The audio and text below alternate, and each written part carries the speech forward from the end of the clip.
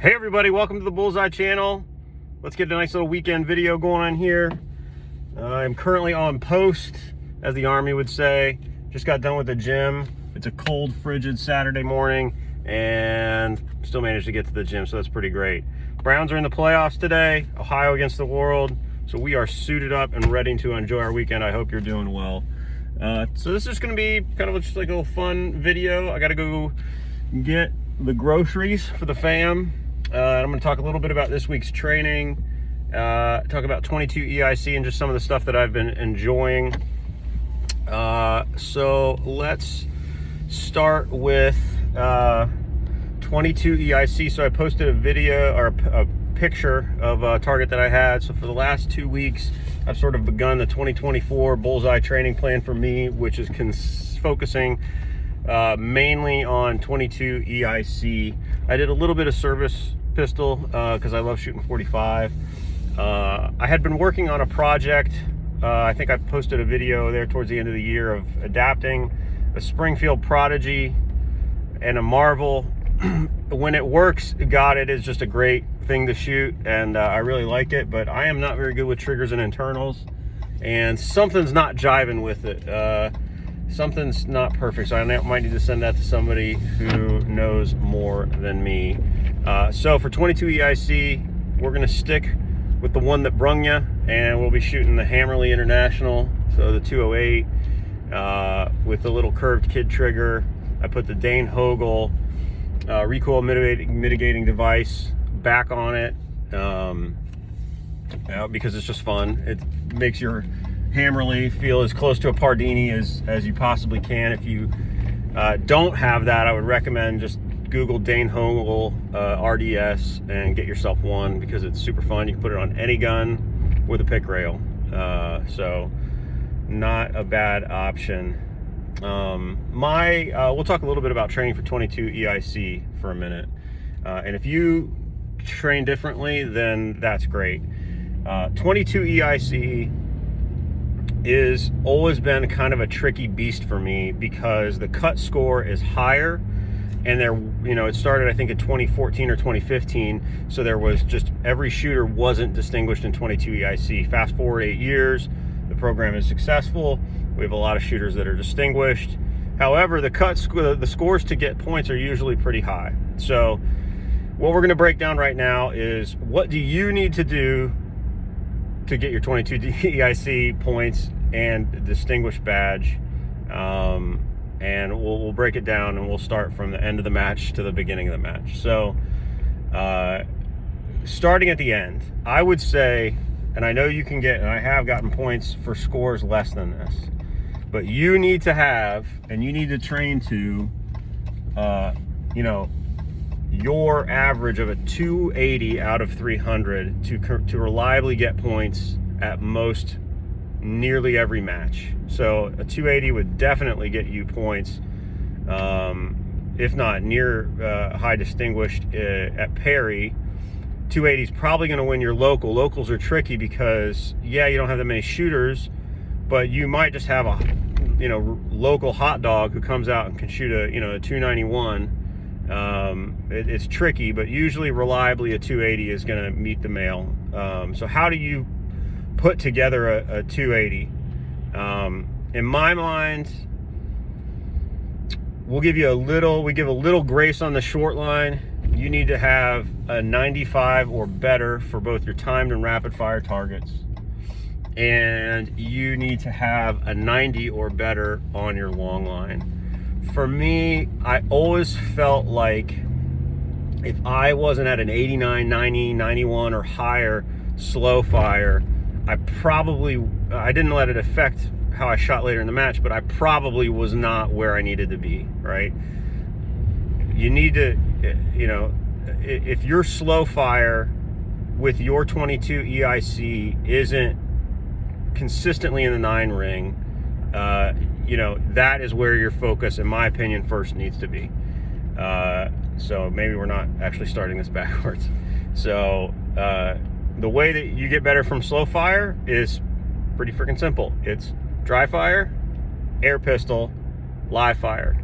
If you can reliably train, let's say 2 days a week or 1 day a week, and you're not, plunking out a 90 or better on your slow fire with your 22 EIC gun, that's where your focus needs to be, because your issue is likely hold and trigger, and you're not going to be able to clean or near clean the slow fire with a lift if you don't have your grip, your hold, and your trigger on point. So slow fire for 22 EIC is where it goes.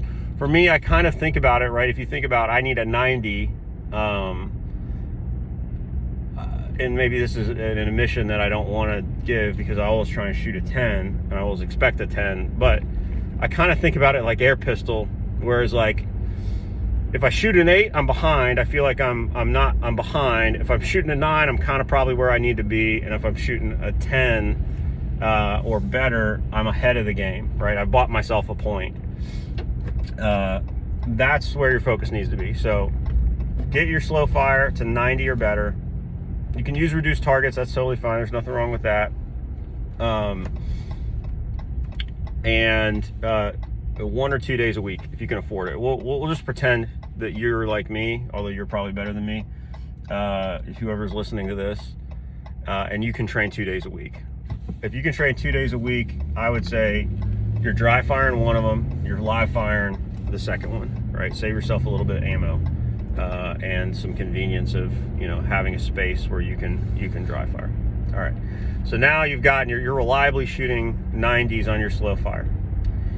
But let's say that maybe you're in the position that I was in, for the last year, before I got my situation figured out, which is your slow fire is banging, but in 22 EIC only, your short line, timed and rapid, is just atrocious, because of, and this is what you would attribute it to, the lift. So for those who don't know, 22 EIC differs from other national match courses where they make you start at a lowered 45-degree point of aim, right? So you're down, the target turns, and you're up, and you're taking your shot. That, now you're at your 90, right? You can move, in my opinion, you can move your live fire, slow fire, or your dry fire to 1 day a week. So you're just doing slow fire once a week. That second day, you're focusing only on rapid fire, 5-shot strings with a lift. So get the Bullseye Commands app, that plays the audio commands. Figure out a way, either with new earmuffs, like electronic earmuffs that with Bluetooth, or if you have Apple AirPods like I do, you can kind of stick them underneath and you can play your range commands and just beat that into the dust, and focus on, in a timed and rapid fire string, making every single shot unique, right? I've said it before to myself, and it's hard to practice what you preach sometimes, but I would rather shoot a bunch of 8s on timed and rapid than, miss a shot or 2 shots in a string because I was worried about time. You have enough time in rapid fire to fire 5 shots. It's not that, even with a lift, right? You will have more time with a Danehogel recoil mitigating device, the best device to mitigate your recoil. But 22 doesn't kick around your sights that much. Your lift should take 1.5 seconds. That's a long time for a lift. It should not be rushed. If you want to watch people who are really good at lifts, go on YouTube, watch Olympic rapid fire videos, get some videos of Keith Sanderson, and I couldn't believe it when I saw it when I was at the Olympic Training Center. He has to fire 5 shots on 5 different targets, and they all have to be 9.7 or better to count as a hit, right? In a 4-second string, his lift is 2 seconds. It's a slow lift. It was surprisingly slow. And he shoots 5 different targets, and I saw him in the last 4-second string hit all 5, which means he shot a 9.7 on 5 different targets with essentially about 2, maybe 2.5 seconds of actual shooting time. It was really impressive. So if he can do that, then you can do it in 10 seconds, right? Don't worry about, for me, it was always like that first shot needs to be on point, because I used to run in this situation where the targets would turn, I would lift, I would rush the first shot, and the first shot would always be like a high 6, and then the rest would be in the 10 or the 8, right? That's not good. That's not gonna get you, probably not to a 95, right? It's gonna, you might squeeze out a 92, and that's not gonna get you points. So focus. Now you're devoting your time into rapid fire. You're trying to achieve rapid fire success with the lift. Learn to love the lift and to love each shot. If you find yourself during training saving your final 5th shot, don't berate yourself, right? You just, you saved a shot. So what? Look at your other 4. I'll bet you if you saved a shot, your other 4s were probably dead center. So every shot that you took was dead center. You just got to learn to eke it in. In competition, you're going to have an opportunity, especially if you fired a whole 2700 prior to shooting your 22 EIC, to time your targets, right? And you don't have to do it with a timer. You just do it mentally, right? It's a 10-second exposure, but unless you're at Fort Benning, where they snap like instantly, you're going to have some blading time, right? Which means you're going to have a little bit of early notification when those targets are going to turn, either audible because you hear a compressor, or you see the beginning of the movement, right? That's your green light to start lifting your gun. And then on the back end, you might have an audible signal. You certainly will if you're at where was it? Canton, where you hear that, and you're like, oh, here it goes. You better get these shots off. You're gonna have it. But in training, especially if you're using an audio device where there's no pre-registered signal, like the targets are about ready to turn, you might save a shot. And so what if you do? So now let's say you're training slow fire one day, maybe that's live fire, maybe it's dry fire, and then you're doing rapid fire, live fire, dedicated to only rapid fire, 10-second strings, right? You're trying to get those scores to inch up to a 95 or better. If you find yourself, so at this point you're putting together pretty good scores, right? You're gonna do well in your match, first match of 2024. If you're struggling to get the scores where they need to be, my recommendation is add in one more dry fire day. Find somewhere in your schedule. If that means getting up earlier, that's great. If it means getting to bed a little bit later, that's fine. Except you want to make sure that you're still getting sleep, because if you're a bullseye shooter, you are an athlete, and you need to eat and you need to sleep like an athlete, which is you need to eat enough and sleep enough. All right. Add in that third dry fire day, give it a month of that. So that's only that's only 4 more training sessions that you're adding over the course of a whole month. And then put it in your journal and look at your scores. I guarantee you that you will improve. The secret to getting better, the only secret to getting better, is practice. Practice makes perfect. So I think that's kind of where I'm at. Although I guess full honesty, I have only been training 22 EIC 1 day a week here in the deep dark winter season, because I have realized something. So we're gonna move on to a different discussion, which is I was kind of getting burned out of training, right? I did take a little bit of a break. Most of it was driven occupationally, but I realized that there was a lot of drudgery going on and just hammering away, and I wasn't having fun. And so, we recognize that, okay, I'm not having as much fun as I used to. And I started, instead of devoting the only other day of live fire that I'm allowed to towards bullseye shooting, to make 2 bullseye shooting sessions, I made 1 day a fun day. And I just promised myself the only thing that I was going to do that day was have fun. And I was going to ask myself that week what kind of shooting sounds fun, and I was just going to do that. And you know what? It's been a lot of fun. It's a lot of shooting with that new Accuracy X Glock that I got, that comp. That was super fun. I just posted a video of that, trying to get that Sage Dynamics time down. Shooting a lot of PCC indoors, trying to get my training rifle to run reliably.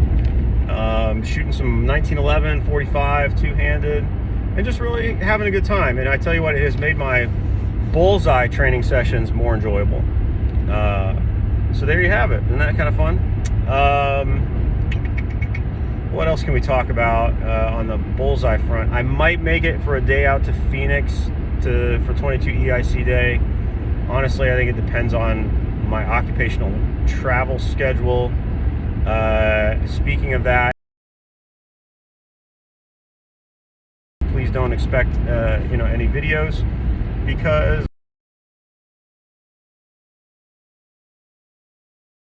gun, but not a bullseye gun.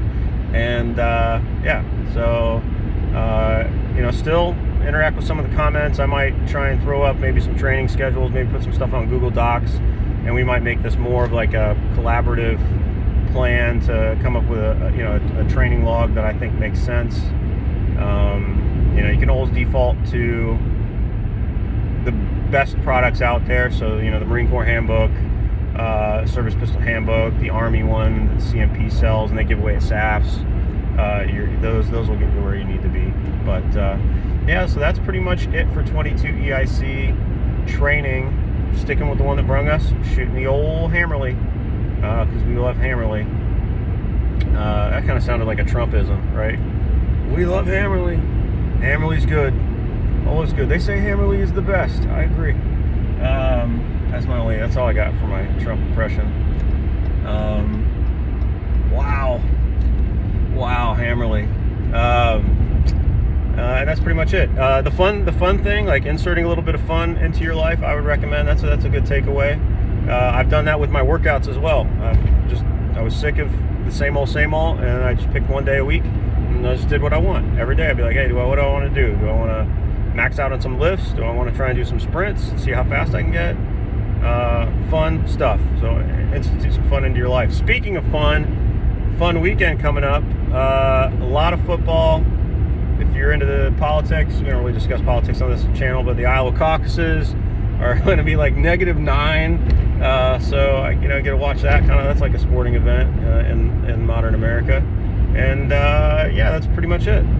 So I'm going to go ahead and leave this video. Thank you all for everything. Get out there, train. Let me know what your training schedule is. And as always, I'm going to leave you with the 3 rules for life. Rule 1, don't be a jerk. Rule 2, take care of yourself. Rule 3, help other people. And as always, know that you don't know what's going on in someone else's mind. They don't know what's going on in your mind. So be kind and cautious when dealing with other people. Hold hard, shoot straight, have a good weekend.